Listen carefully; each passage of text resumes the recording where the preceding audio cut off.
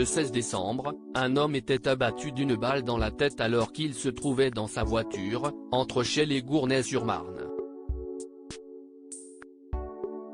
Selon les informations du Parisien, la victime n'était autre qu'un dénommé Bastso, le manager du rappeur Maes.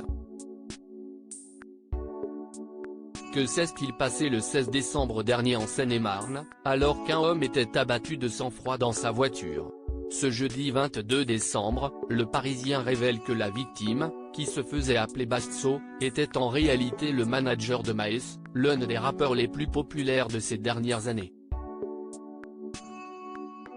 Alors qu'il roulait à bord de sa Peugeot 3008, celui dont le vrai nom était Baptiste Mendy a été touché par une balle au niveau du cœur, puis a perdu le contrôle de son véhicule avant d'emboutir 3 voitures au centre de Gournay-sur-Marne. Âgé de 37 ans, Bastso n'a pas survécu à ses blessures.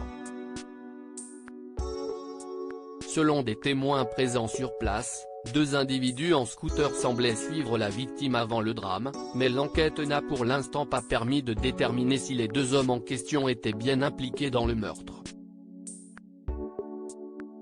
Dans une publication qui semble aujourd'hui avoir disparu, Maes aurait, selon Le Parisien, rendu hommage à son manager, en postant une phrase sans équivoque.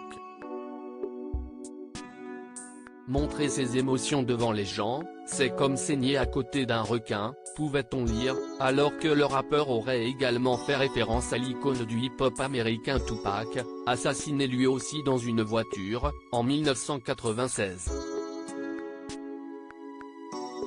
Ce à quoi le rappeur Booba, qui entretient des liens tendus avec Maes, aurait répondu « T'es devenu poète, Georges.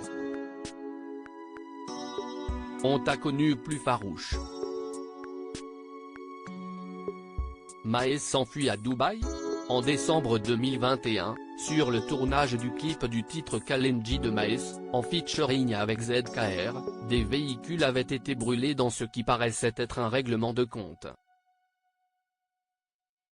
Par la suite, une note audio du rappeur originaire de Sévran avait fuité sur les réseaux sociaux, dans laquelle il affirmait être en cavale à Dubaï, semblant fuir des personnes de son quartier qui lui voudraient du mal. Avant que sa carrière n'explose, l'artiste de 27 ans était passé par la case prison pendant 18 mois, au début de l'année 2016. Le 7 juin dernier, il annonçait être papa de jumeaux, 2 ans après la naissance de son premier enfant.